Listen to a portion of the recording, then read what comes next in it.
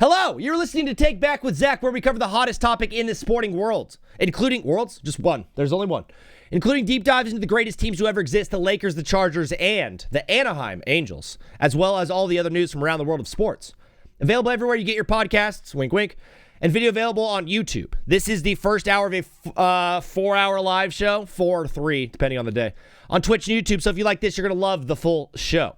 Tune in on Monday and Wednesday and Friday from 1 to 4 p.m. this week, because I'm going to be going live every single night following NBA postseason games for the entire postseason. So tune in for the regular show. Thank you for watching the Power Hour, but also tune in for our nightly shows. They are a blast. They are so much fun. On today's show, we are going to be covering the MLB Week 4 storylines that I've written for us.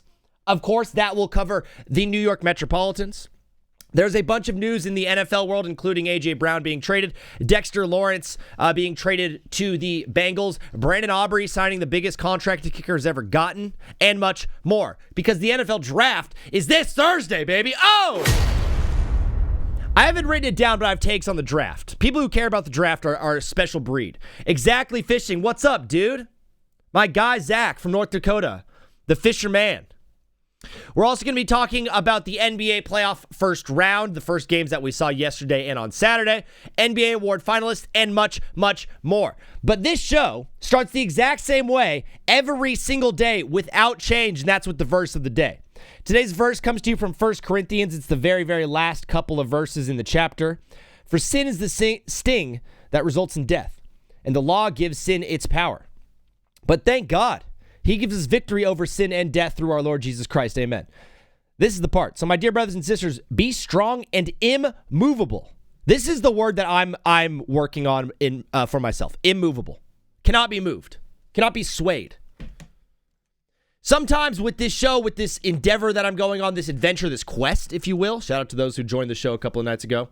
You know the quest lore.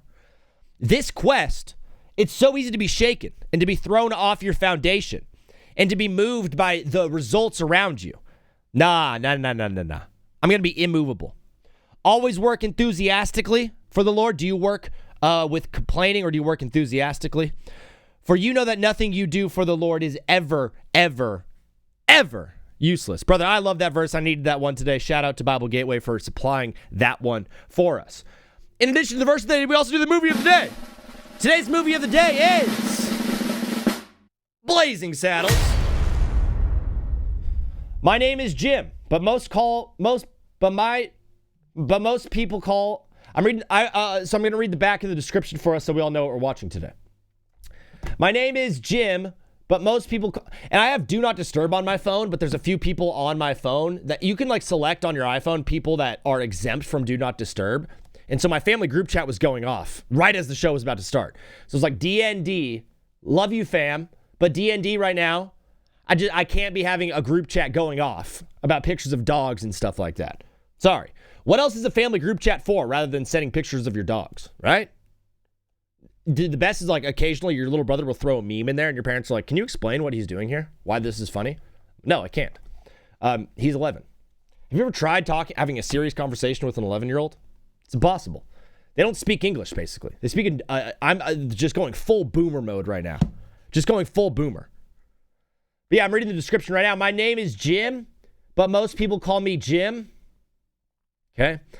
And while Blazing Saddles is deliriously funny, most people call it deliriously funnier, thanks to this special extras packed edition. Okay. Filmmaker, star, and paddleball whiz Mel Brooks goes way out west and way out of his mind with a spiffy spoof set in an 1874 Old West, where 1974 Hollywood is just one soundstage away, and where non-stop fun blasts prejudices to the high comedy heavens. Cleavon Little, Gene Wilder, Slim Pickens, Harvey Korman, Madeline Kahn, and more join for 4-horse plays and 4-horse laughs, making Blazing Saddles the number 6 choice among the American AFI's top 100 comedies. Give these out to the boys in lieu of pay and enjoy. Shout out to Blazing Saddles. We're watching it. What up, Zach? Said Nico. Boom. Blazing Saddles. Zach and Oreo. Yes. For one, for all. Shout out to movies. Shout out to Christ. And shout out to AJ Brown. Can someone please look up what AJ stands for in the name AJ Brown? We're going to be talking ball for a little bit here on the Power Hour. Phone lines will be closed until 2 p.m. We're going live with Tony Casillas at 1:45 for the Tony Casillas Take. We will then go live on TikTok and talk ball and take calls for 2 hours. Since I imagine the calls will be a little bit light, I do have some other videos and stuff planned for us. But I got 4 pages of notes to go through. So if I do go slow, we will catch up to them in the end. Notes. Printers. AJ Brown has been traded to the Patriots. Breaking news. On Quavius Jamarius Brown. Can someone look that up and make sure that's official? On Quavius Javarius? I think that's what it is. On Quavius Javarius Brown has been traded to the Patriots. According to Adam Schefter, both the Patriots and Eagles are tracking to make a deal for A.J. Brown. The deal has not been fully committed to by either side, though, and will not be until June 1st. Why is that, you say? Brother, why? June 1st. Number one Zachy Man fan said, hey, I'm going to the Oilers watch party tonight, so I'm going to be getting home at 1 a.m. That's awesome, dude. Drive safe. Or drive reckless. Drive fast. Do whatever you want. Crash and burn. Don't crash. If you're going to crash and burn, just burn. You know what I mean? Hey, dude, happy 420. That was kind of funny. The deal will not take place until June 1st because A.J. Brown would be a dead cap hit of about $30 million this season on the Eagles if he is traded. However, if they wait till after June 1st, they're able to disperse that $30 million over this year and the following year. So there will still be a dead cap hit for A.J. Brown, but the reason to wait until after June 1st is so it doesn't get the entire brunt of it doesn't get taken on this season. I also assume because the NFL salary cap doesn't actually exist, that they're going to be able to move that number around a little bit more than we think because, they're shady. I don't know what the Eagles are getting back. Has anybody seen anything in terms of compensation? Can you tell me where the source is for the A.J. Brown thingy? From Adam Schefter? It was reported by Adam Schefter, is what I saw on ESPN or on Twitter today. And Adam Schefter was on Pat McAfee today to discuss the trade, and it looked like a whole lot of fun. Pat McAfee was wearing a neck brace because he fought against Jelly Roll in WrestleMania. I don't know a single wrestling fan that was like, oh, dude, I cannot wait to see Pat McAfee wrestle Jelly Roll at WrestleMania. I think WrestleMania this year, low-key, sucked pretty bad. Not a single wrestling fan told me that they were excited to see Randy Orton and CM Punk in this thing. I know those guys have a lot of fans, but it feels like Triple H was just like, hey, we can't just run back Cody Rhodes and Roman Reigns again. How about let's still have them as our main event guys because those are our 2 marquee guys in wrestling right now. But let's have Randy Orton and CM Punk fight against them. That will really get the crowds going. That'll get people excited. I didn't see a single person excited for this WrestleMania. Reports are a second and a third, according to Kozlaw in the chat. Thank you, Kozlaw. You are officially our NFL insider because Steven Tanner's been fired.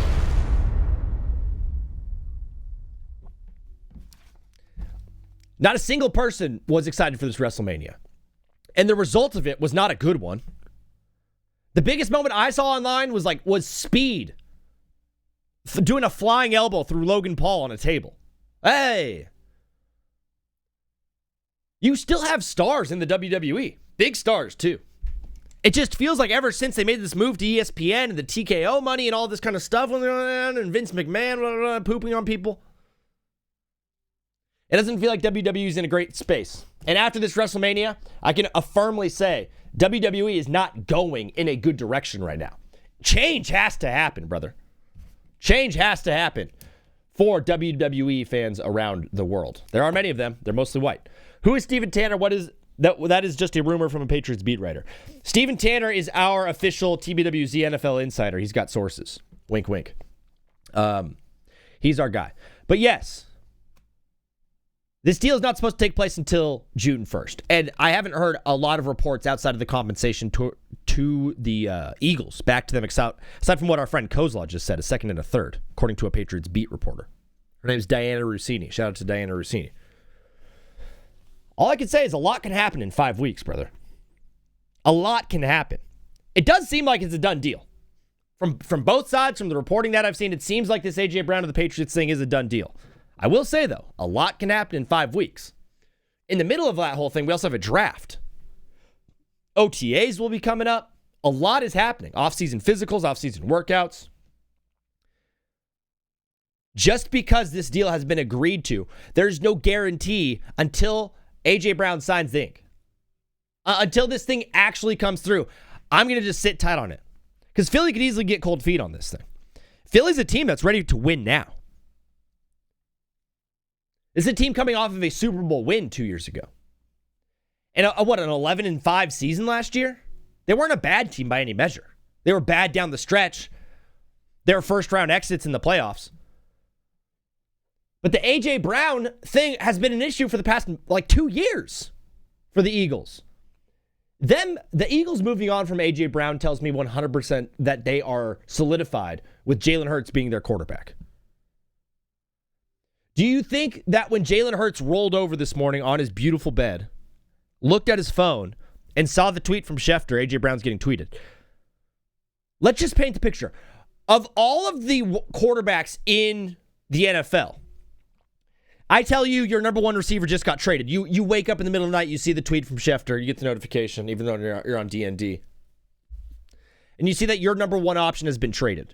Every player in the league is freaking out, except for Jalen Hurts. I feel like Jalen Hurts saw the news about A.J. Brown getting traded and said, hallelujah! He's gone! A.J. Brown is such a good football player, but ultimately for this Eagles team just became a huge distraction towards the end there. Remember when he was reading the book? I do. Philadelphia clearly is choosing Jalen Hurts over A.J. Brown. There was this whole thing, too, where they're like, maybe they keep A.J. Brown and then draft a quarterback in next year's draft because there's a lot of good quarterbacks, right? That's out the window. Not only is it a good thing for Jalen Hurts, in my opinion, this move also clears a ton of cap space for Philly to sign a big name. I'll just put it this way. Philly is not going into the regular season with $40 million in cap space and just like, all right, cool. Next year we got a bunch of cap space. We'll sign guys for next year. That space is getting filled up. Now, when I think about a player that can potentially fill that void in the Eagles' financial structure, a guy who wants out of the situation that he's in, a guy that was already traded at one point this offseason, Max Crosby seems like a great fit for the Philadelphia Eagles. That's a big hole in that contract now. They've got a lot of money to spend now that A.J. Brown is gone. I don't think that the Eagles make this move thinking that they're just going to spend the money next offseason. We'll make the move now. We'll get worse for 2027. What is this year? We'll get worse for the 2026 season. But then we'll spend that money in free agency in the 2027 offseason and then be really good in 2 years. That's not the way the Eagles operate. The Eagles have a Super Bowl roster right now. XD1, what up? A.J. Brown got traded. The Patriots. Philly is going to make another move. This is not the last move for Philly. They're not going to just simply trade away A.J. Brown and be like, we got worse. All right, let's run it. They're going to use that cap space to put someone in there. I think they're going to go defense because they've already made a bunch of moves to get Dontavian Wicks, and they got Hollywood Brown. They've got the receiver core kind of figured out. They still have Saquon Barkley. They still have Devonta Smith. Sean Mannion's even said he doesn't want to run a whole lot of 3 wide receiver sets. We're going to see an Eagles team that goes back to that Dallas Goedert, Zach Ertz, 2016 Super Bowl team, 2018 Super Bowl team. That was the 2 tight end sets, 1 or 2 wide receivers split out, power run game. That's the direction that Philly is going.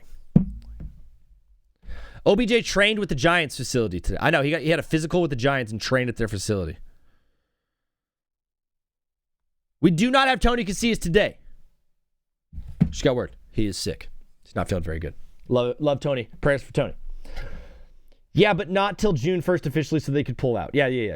They could ejecto seat this whole trade. It is a possibility. My next question is this good for New England? What does this move do for New England, for the Patriots organization? An organization that, once again, finds themselves embattled in controversy. Is that the word? Embridled? I was going to say embridled. What's the right word there? Embattled? Embridled? I don't know. Enveloped? Whatever. There's more controversy surrounding the Patriots organization this offseason, which is something that we're just now used to with the Patriots.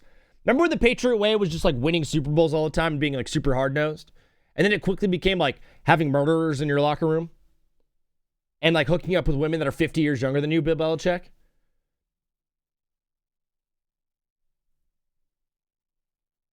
Now they make a huge move for A.J. Brown. And I just feel bad for Diana Rossini at this moment. Because, boy, you have to know that she was on the beat. Bro, she was on the meat to get on this beat. And at the end of the day, she didn't get to report it. You know she had this story a long time ago. You know she had this story weeks ago, meetups ago, links ago. And she was not able to report it because she got caught canoodling with Coach Vrabel. Mike Vrabel and A.J. Brown have a ton of love for each other due to the time that they spent in Tennessee. It feels like forever ago, but yes, at one point, A.J. Brown and Mike Vrabel were together in Tennessee, with Derrick Henry, too. Man,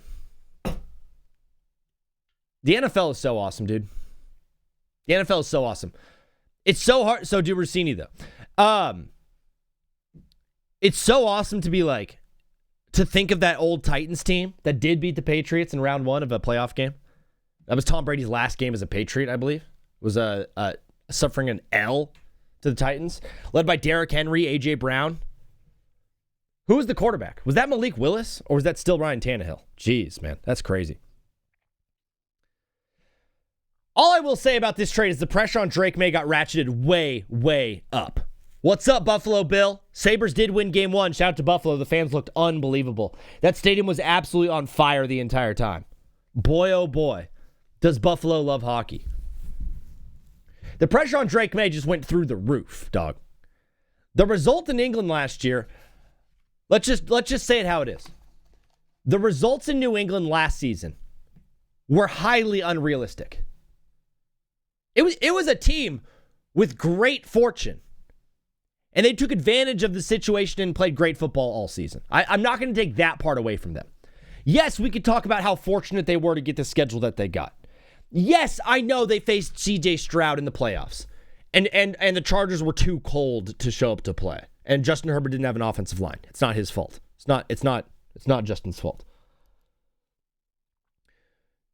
And then, of course, you face Jarrett Stidham instead of the Broncos. Yeah, okay, the Patriots got lucky. We can just say it how it is. I think more they had an advantageous situation and they took advantage of it. And they played great football the entire time. I consider it to be marked by great fortune, yes, but even better play on the field and better coaching from that staff led by Mike Vrabel. Rarely, though, does a team make a Super Bowl and then get picked the next year to not make the playoffs. But we see that happening with the Patriots. There's going to be a lot of talking heads in their little square boxes on ESPN. They're going to be like, I think the Patriots are not going to make the playoffs. And I understand that. When I look at the AFC, we can look at the AFC together right now. I haven't looked at the AFC in a long time. Who even plays in the AFC, right? Right is really like funny there. Huh? Yeah, right? Am I wrong? Who plays in the AFC? The Bills are going to be back in the playoffs. The Bills will be back in the playoffs.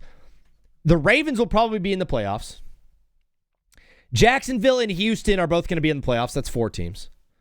The Broncos and the Chargers are going to be in the playoffs. That's 6 teams. So who's going to be that 7th team? Is it going to be the Chiefs, the Colts, the Bengals, the Steelers, and the Patriots? All those teams are vying for that last spot. I mean, I think it's a foregone conclusion on those first top 6 teams. Broncos, Chargers, Jags, Texans, Ravens, Buffalo Bills. 7 teams make it from each conference. So you have the Bengals, the Patriots, the Steelers, the Colts, and the Chiefs all vying for that last playoff spot. Does this move take the Patriots over the edge? It makes them better.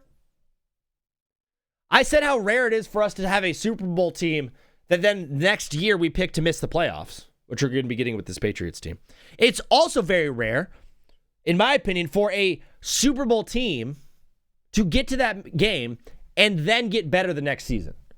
Usually, you're kind of maxed out when you get to the Super Bowl. You're like, dude, that was all we had. We spent everything we possibly could. We fell just short. We don't have a lot of moves left. The Patriots are the rare team who go to the Super Bowl and then the next year find themselves with $100 million in cap space. And they're adding A.J. Brown.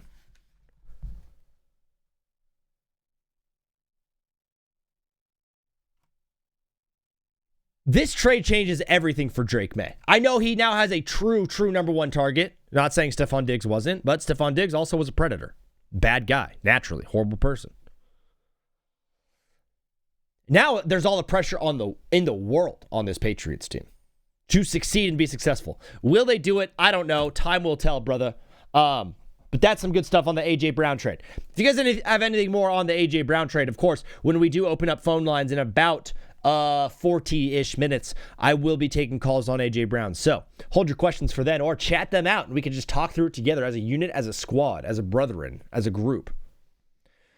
I'd be remiss not to talk about the first round of the NBA playoffs that happened yesterday. Saturday and Sunday were great. They were full of basketball. There was a total of 1 good game in the 8 first-round games that we saw. There were some others that were somewhat close at points in the second half, but for the most part, it was kind of a tame start to round 1, which you expect, right? You do expect that. Only 1 home team lost. The only home team to lose, of course, was the Detroit Pistons. San Antonio, Portland was great. Yeah, it was very close. There was a 2-point game at one point in the third quarter, and then it ended up being somewhat of a blowout. I do think Portland is still alive in that series, though. But what we saw was a Celtics team, a Thunder team, and a Cavaliers team all dominate in their victories. And all 3 of those series have legit sweep chances, in my opinion. I wouldn't even be surprised if all of them do. The Thunder were unbelievable in this game, playing some of the best defense I've ever seen. In this game, Devin Booker still played well, but the rest of the team was absolutely garbage. The Suns could not get a shot off. OKC, I'll just put it this way. They had 13 steals and 7 blocks. No matter who they were playing, OKC was going to win that game. Make that team the Spurs. Make it the Celtics. Make it the Nuggets. OKC is winning that game if they have 13 steals and 7 blocks. Their defense was unbelievable. Not to be outdone, though, by the Celtics defense, who held Philadelphia to 39% from the field, which is all right. But Philly shot 17% from 3. Oh, good Lord. Oh, dude. To put that in perspective, the Celtics shot 50% from the field, and they were 36% from 3. So Philly only shot 3 percentage points better from the field, but the Celtics shot from the 3-point line. What up, PV? Go Pats. Welcome to the show, dog. I just had a whole take about how there's more pressure on Drake May now that they made the A.J. Brown trade. There's a lot more pressure on Drake May now. And you know Diana Rossini had this scoop a week ago. Oh, she's so pissed right now. She's got bigger fish to fry, though. The Cavaliers also dominated in their victory. I picked them to do a 4-0 sweep. That's the only sweep that I chose. I think the other 2 do become gentlemen sweeps. But ultimately, all 3 of those teams played very well. The Nuggets, the Knicks, and the Spurs all walk away this weekend with a 1-0 lead. Those series, though, do not feel over to me, right?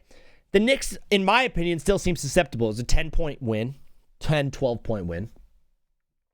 The Hawks looked good in this game. They did. The Hawks looked good multiple times during this game. And they didn't shoot particularly well.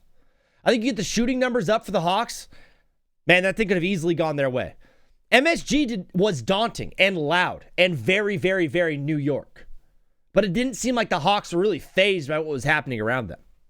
That's a tale in that series of two different teams. One has all the pressure in the world, one has no pressure at all. For that reason alone, I have the Hawks winning tonight in Madison Square Garden to even that series at 1-1.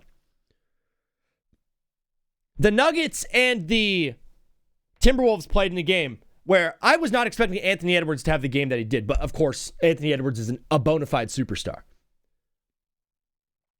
It was his first game since March 13th on Saturday. He had 23 points. He had 11 boards. He looked really good. His bounce was there.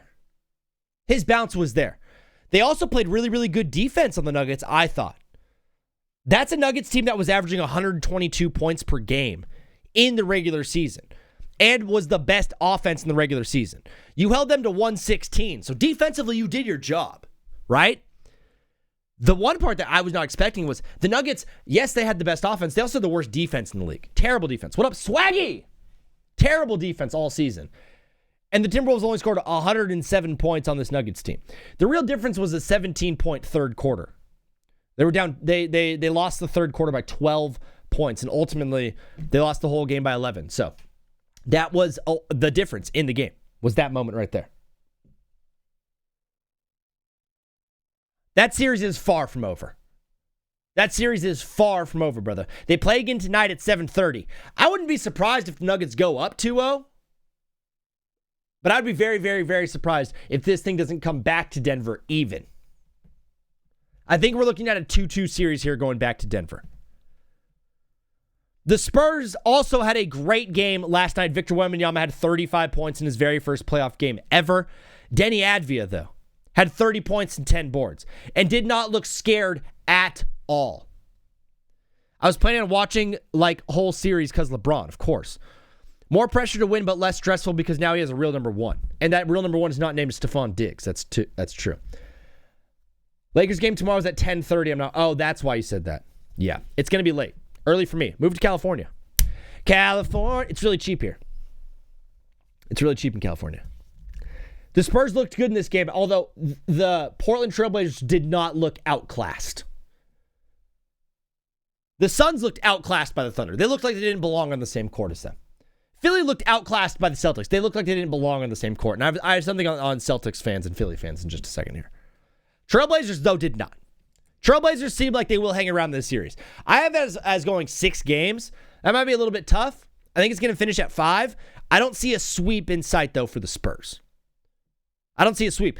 Holding Portland to 98 points while Denny Advia still had 30, the defense was awesome. Very, very, very good. You saw some pregame jitters from the team, which you expect. Portland will find a way to win one of those games at home, though. Mark my words.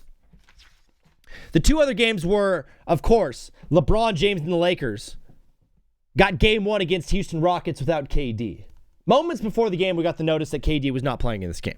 And Paolo locked in like crazy since against the Sixers. That game we will talk about in just a second. Swaggy's got the Hawks over the Knicks tonight. I also have that one as well, Swaggy. Great minds, brother, great minds. About an hour before the game, I got the notification that Kevin Durant was not going to be playing in this game. At that moment, I said the Lakers are going to win this. I was confident in the Lakers getting these wins, though, before Kevin Durant went out. As you know, I'm delusional. I'm crazy. There was a look, though, in LeBron James's eye. The game plan was very, very clear. LeBron James became the best facilitator of the basketball in the entire NBA. He got a ball to every single guy on the floor. Said, here, you're open, shoot. And they hit the shots. LeBron got the whole team started early, and the whole team never slowed down in this game. Houston never really had a chance in this one. They got close, sure. But when Luke Kennard goes off for 30, and LeBron James drops 13 assists on you, I mean, he was looking like like Magic Johnson out there. And Michael Jordan. I'll say it. And Pablo Banchero. LeBron and the Lakers looked really good against the Rockets. And that's a Rockets team that even without KD, the guys on that side of the floor, they have a better 6 to 7 guys than the Lakers do. Lakers obviously have LeBron James as the greatest player of all time. And even with KD in this series, I would take LeBron this year over KD this year. If you don't, maybe you don't know ball. But the Lakers came out and got a gutsy win. And of course, since LeBron is so old and Adam Silver wants the Lakers to move on in this series, they did delay our game. Everyone else that played on Saturday is playing today, except for the Lakers. The Lakers do not play until tomorrow. They gave us an extra day of rest because his name is LeBron James. That's exactly why. There's no other way around it, brother. But the game of the night, or the cat is Lakers in 6. I'm still going to stick to my Lakers in 7 call because I think if the Lakers do take a 2-0 lead, that idea that Luka Doncic comes back for game 4, that for me gets pushed down to game 6. If the Lakers take a 2-0 lead, the idea of Luka Doncic coming back in this series does go back for me to game 6. Now, if it goes back to Houston, the Lakers steal one, it's a 3-1 series coming back to LA. Luka's not coming back in this series. And for that reason, I think this series will go 7. I also think the NBA just wants a series to go 7, so they're going to make one happen. Right now, it's looking like it's that Lakers-Rockets series that can do that. But the game of the night, of course, the 8-seed Orlando Magic went into Detroit and took their lunch meat. The Magic looked awesome in this game. From the first quarter, you could tell that the Magic were playing at a different pace than the Pistons were. I've been saying it all season. I wish one of you could just, right now, back me up. And chat, what have I been saying the entire year about the Pistons? I've not wavered one time. I've said the whole time, yeah, they're a really good defense. They're very good. But what was my one worry? My one worry was I don't think they have a scorer outside of Cade Cunningham. Cade Cunningham had 39 points in this game. He had 39 points in this game. The Pistons scored a total of 101. So the rest of his roster, of his help, scored 62 points. He had almost 40% of the team's total points. He also had 4 assists. So he assisted or scored on about half of the team's points. Tobias Harris had 17, but the rest of the team did not show up at all in this game. To the point where the starters were not even playing towards the end. Everyone came off the bench for the Pistons. Dennis Jenkins got run. Kevin Huerter, Chris LeVert, Javonte Green, Rod Hollard, Isaiah Stewart. All of those guys got minutes. All of those guys got run. None of those guys were able to produce. The whole season, I said, I love this Pistons team. The way they play defense is absolutely incredible, but they do not have a true ball-handling scorer outside of Cade Cunningham, and it's going to rear its ugly head in the playoffs. And guess what, brother? Holy crap, she's disgusting. They lost to the Magic. Do I think this series is over? No. I do think Detroit finds a way to get that next win and even this thing at 1-1 heading back to Orlando. Originally, I had the Pistons winning this thing in 6. I still think that's possible. It's going to be tough, given the fact that they did drop game 1. If anything, I think they might win in 7 now at this point. But it's clear. In a series where it was a foregone conclusion that Cade Cunningham was the best player in this series. Are you sure? Are you sure? Before the Magic and the Pistons series started, it was a foregone conclusion that the best player on the floor in this entire series between both teams was Cade Cunningham. He got all the love. Got all the MVP talk. He got the All-Star vote. Everything was going Cade's way. You pull 100 NBA writers, 100 out of 100 would have said Cade Cunningham is the best player in this series. And then Paolo Banchero would just woke up one day and was like, oh yeah, I'm an NBA superstar. Paolo Banchero just showed up and was like, oh yeah, I forgot I'm an NBA superstar. How about I just drop a cool 23, 9, and 4 with a steal to go along with it? Yeah, I'll be plus 10 in the game. Yeah, I'll shoot 50% from 3. 56% from the field. Paolo Banchero was efficient.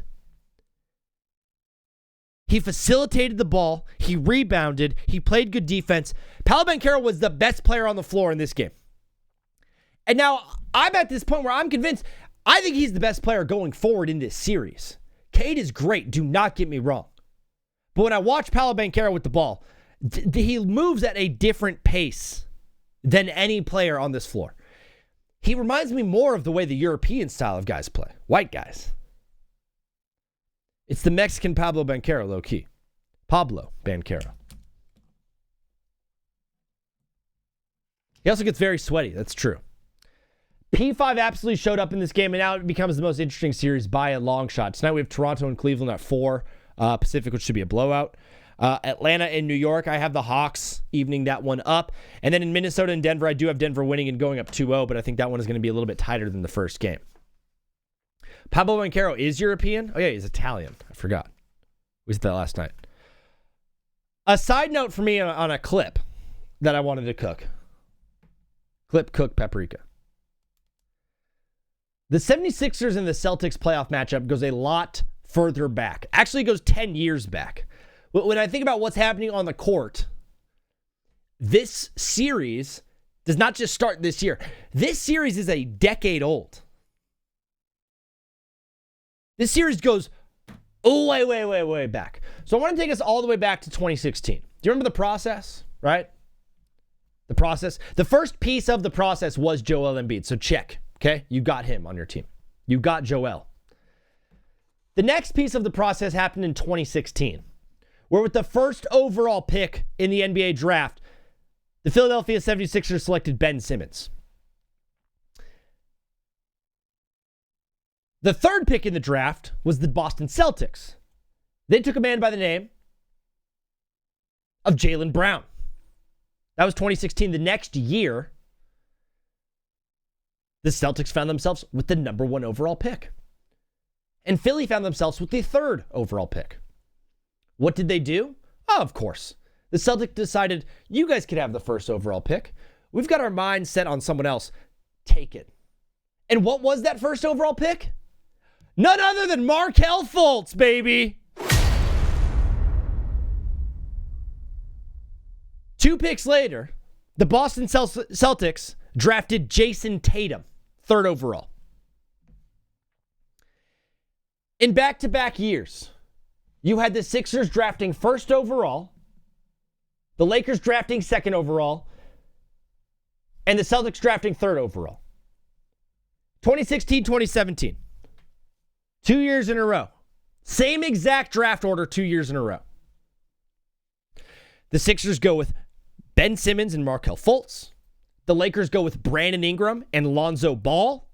And the Celtics go with Jaylen Brown and Jason Tatum. That changes the course of NBA history to the point where now I'm watching Tatum and Brown go off for 51 combined points against this Philly team that Ben Simmons and Markelle Fultz are no longer a part of.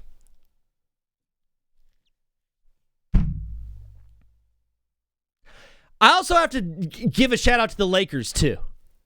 Brandon Ingram, Lonzo Ball, not bad players by any metric, but those guys are not on your team. Both guys got used to grab AD, which did turn into 1 championship, which is the same amount of championships that the Celtics have in this stretch, by the way, too. But still, it's so crazy to me that 2 years in a row, 1, 2, and 3 were all the same teams. And in order of who had the most team success, 3, 2, 1. And of course, last place by a mile is the 76ers. So this series between the Sixers and the Celtics, brother, this didn't just start this season. This thing goes back a whole decade. Fultz and Simmons are both out of the league. You had Jason Tatum and Jaylen Brown combined for 51 points.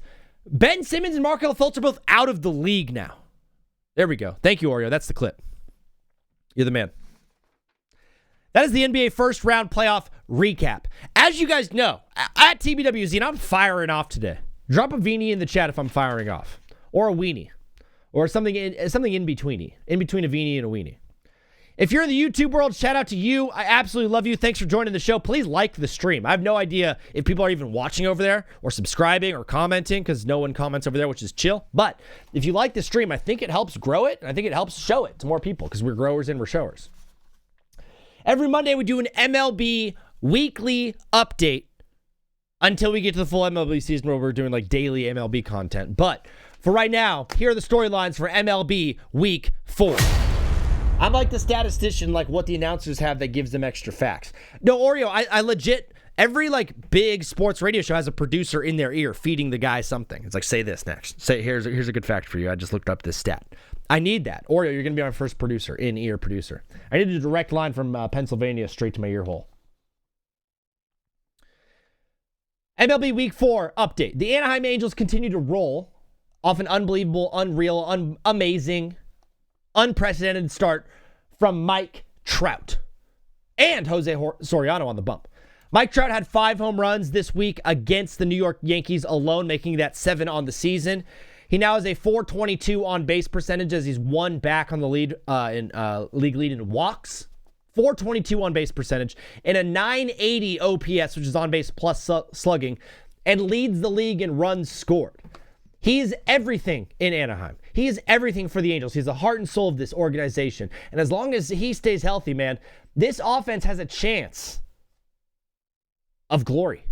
The pitching staff is pitching well, especially the starters. Obviously, Jose Soriano has been unbelievable. And the way Mike Trout's swinging the bat, hey, don't speak now. But this Halos team could absolutely make a run. Not to be outdone by Mike Trout, Jose Soriano's only given up 1 run in 33 innings, leading the league with a .28 ERA and 39 Ks. He's the first player in MLB history to only give up 1 run in his first 5 starts of the season and lead the league in strikeouts. First time ever. That's how good he's pitching. But of course, Mason Miller is the best player in the entire game right now, as he extends his scoreless inning streak to 32 2/3 innings starting from last season.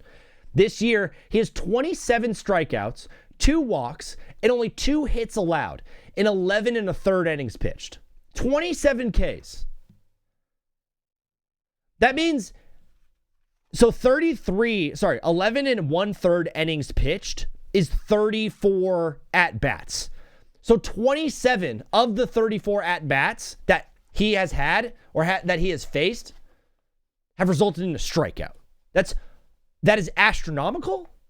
That is terrifying. That's the best pitcher of all time type of numbers right there. Zach, how do you feel about the transaction of A.J. Brown?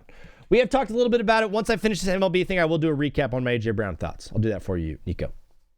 Every team in the National League Central is above 500, with the Cincinnati Reds currently in first place with a 14-8 record, fueled by the unruled start from Elly De La Cruz, who has 6 home runs and an .860 OPS, and Sal Stewart, first baseman's come out of nowhere. He's got 7 dingers on the season and .978 OPS. Great season start for Sal Stewart. The Braves and Dodgers lead the remaining National League divisions, while the Rangers, Guardians, and Yankees lead the American League divisions. The Braves have the best pitching in the game. They're averaging less than 3 runs allowed per game and a team ERA of 2.66. They also have the league. They also lead the league in runs scored and have a plus 57 run differential. I mean, don't look now, but the Atlanta Braves might be the best team in baseball.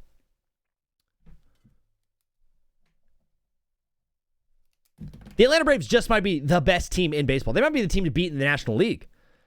Listen, all their starters have an ERA under 3 except for Grant Holmes, and 6 guys in their lineup have an OPS of 800 or higher.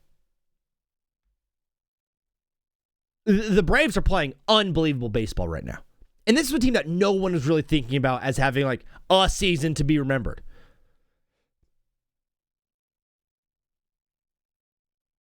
That's it. That's all I have on the Braves. I thought I had more. Sometimes when I read something and I put my paper down, like knowing I have more thoughts on it, and I just like let it flow. Like I enter my flow state, like water. I'm Jet Li. And then it doesn't happen. That's okay though. The Giants suck, the Red Sox suck, the Royals suck, the Astros suck, and the Rockies totally suck. All those teams are total garbage. None of them have a shot at the postseason, especially Houston. They've given up 140 runs through 22 games. They've been carried offensively by one dude named Yordan Alvarez. Hey, free Yordan.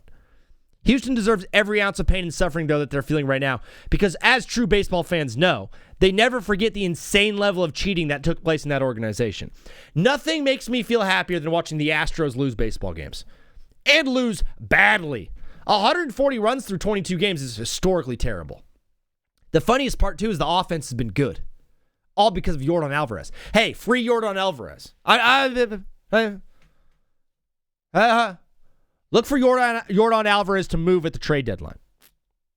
It's nice to see the Mets be so bad. You stole the words right out of my mouth. Houston actually sucks balls, dude. They're a horrible baseball team. They split with the Angels at the beginning of the year, and they're like, oh, yeah. I was like, oh, hey, maybe the Angels are kind of good because Houston's usually good. I just realized that was a bad series for the Angels because Houston's bad. They're a bad baseball team.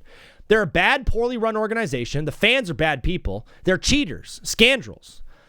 If you go to a baseball game, first of all, if you're playing a game against Bregman, who's not on that team anymore, you boo Bregman. If you're playing a game and the away team has George Springer on it, you boo George Springer. Every time you watch the Houston Astros play baseball in person, you mercilessly boo Jose Altuve and Carlos Correa because those guys deserve it. Because they're cheaters and they're losers and their team absolutely sucks. As terrible as they are, holy crap, the only team that's worse than them is the New York Metropolitans. The New York Mets have now lost 11 straight games. The last time the other team in New York did that, the Yankees, 1913. Ooh. Oh. That's when World War I was happening. The last time the Yankees lost 11 straight games, World War I was going on. It's been 113 years since the Yankees lost 11 straight games. The Mets have the highest payroll in the entire Major League Baseball. They spend $362 million on their payroll this year, and they're atrocious. They're last in runs scored. They're 29th in batting. They don't get on base. They don't slug. They don't score. They don't steal. They don't do anything. The pitching hasn't even been that bad. The pitching hasn't even been that horrible for the Mets. The lineup just actually stinks so bad. They signed Bo Bichette this offseason, and it was, I think, a $96 million luxury tax just to sign the Bo Bichette contract and get him on your team because you lost Pete Alonso and Jeff McNeil. That payroll tax that you're paying for Bo Bichette, that's more than 7 teams' entire payroll. And they're in last place in their division. And they're the worst team in the National League. They're worse than the Rockies. They're worse than the Astros. They're the worst team in baseball, and it couldn't be funnier. I feel horrible for the combination of Mets-Jets fans. Brother, OMG. Could you imagine being a Jets fan the entire NFL season? And then at the end of it going like, man, that was really, really tough. We didn't even have an interception the entire time. Aaron Glenn might be a total goofball. Justin Fields was not him. Back to the drawing board. We lost Sauce Gardner. We traded away Sauce. We traded away Quentin Williams. Back to the drawing board. Hey, you know what, though? At least we got the Mets. Do ya? Joke's on you, New York. Go, New York, go, New York, go. At least you got the Knicks.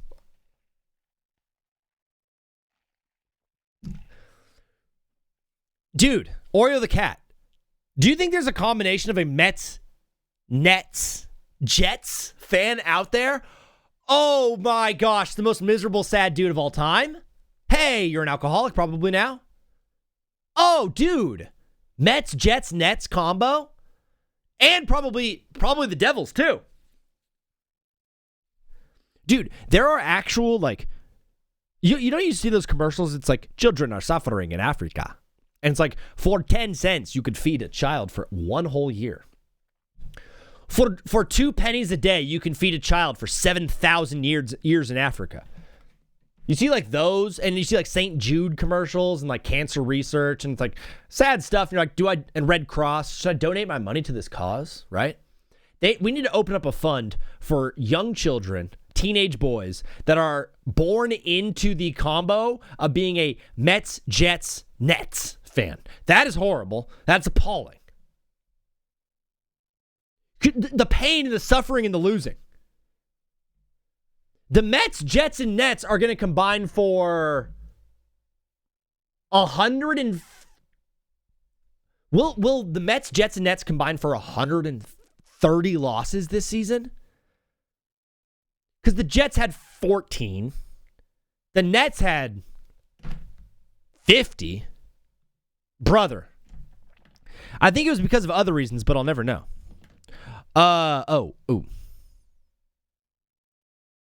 Jets. Oh, all right. Never mind. Things just got dark.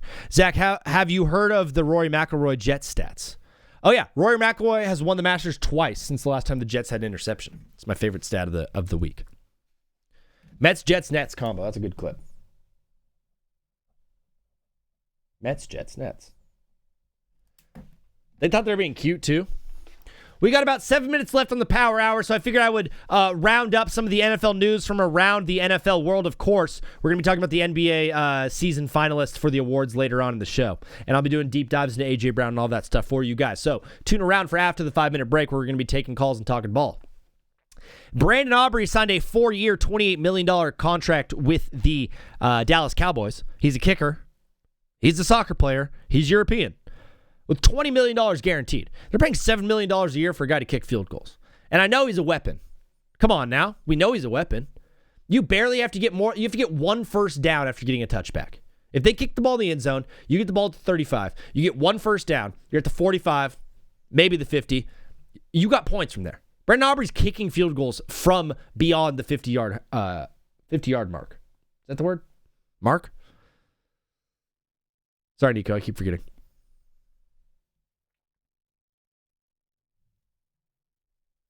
A kicker? $20 million?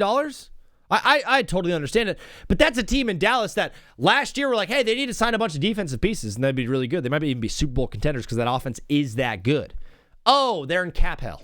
Oh, they can't do it because they don't have the cap space. Because Dak Prescott's the highest paid quarterback in the league. That's why. Oh, they also franchise tag George Pickens. Jeez, that's $32 million right there. CeeDee Lamb is getting $35 million. Oh, jeez, bro. What should we do to help out our cap situation and be able to sign more guys on defense? Jerry Jones just like, hey, let's make the kicker the highest paid kicker of all time. Smart. Dallas Cowboys are at it again. The Dallas Cowboys, like, modus operandi numero uno is like make retarded moves in the offseason and get worse. And they're doing it, brother. Bro's just trying to break records. Dude, it's like a gimmick. Having Brandon Aubrey on your team is a gimmick. It's like, yeah, the Guinness Book of World Records is here to watch you kick. I want to talk about the Niners signing Trent Williams. I want to talk about Dexter Lawrence getting signed to the Bengals. I want to be talking about the NBA regular season award finalists. And I have more content, of course, on A.J. Brown. We have a lot of that to discuss. We also have the Lakers sweeping the Rockets as a potential topic later on in the show when we start talking ball and taking calls. I will see you guys in about 5 minutes when we do that. Thanks for tuning into the Power Hour. That's exactly what this was. I love you. See you guys every single night live and Monday, Wednesday, and Friday from 1 to 4 p.m. Pacific time. That is the Power Hour. Thanks for tuning in.